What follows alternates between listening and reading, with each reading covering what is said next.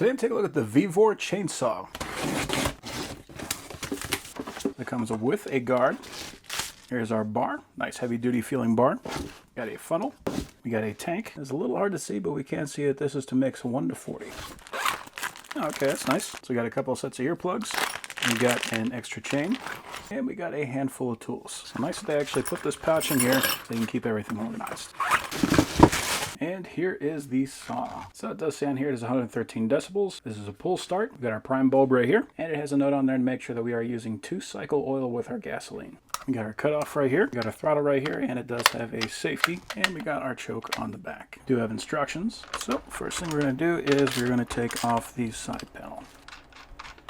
Okay, and here we can see our clutch. Here we can see our muffler. So let's go ahead and install our bar. So we can drop that around our clutch and drop that onto our bar. So to put the guard back on, we need to align 3 things. So we need these fingers right here. They need to sit into the case. This ring has to go around the clutch, and this pin has to go into the bar.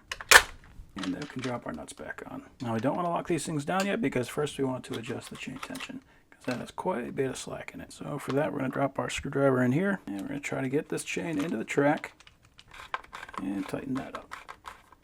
You can see as I'm rotating this, it's kind of pushing that bar out. So we don't want it to be too tight because we don't want to be putting extra damage on this bar. We don't want it to be too loose so it doesn't slip out of the track. Right about there is good. So now I can lock this down.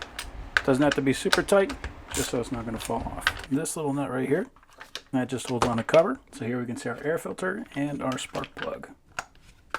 Nice that they got everything covered up, but also nice that it's easy to get to. We got 2 containers, so this one is for the fuel, this one is for the bar lube. So if you want your bar to last a long time, you should probably put some oil in there. And you want something thick, this is what I usually go with, Oregon Premium Bar and Chain Oil.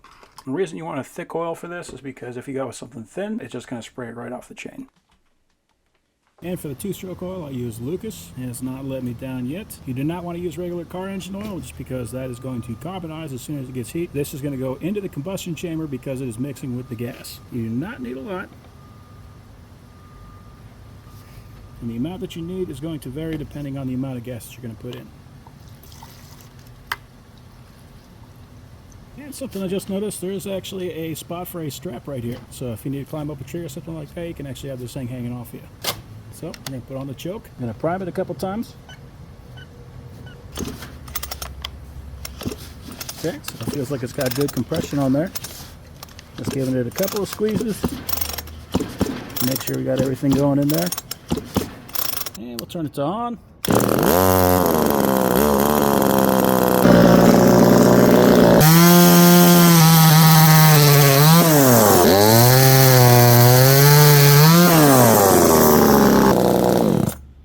So yeah, overall, I'm happy with that.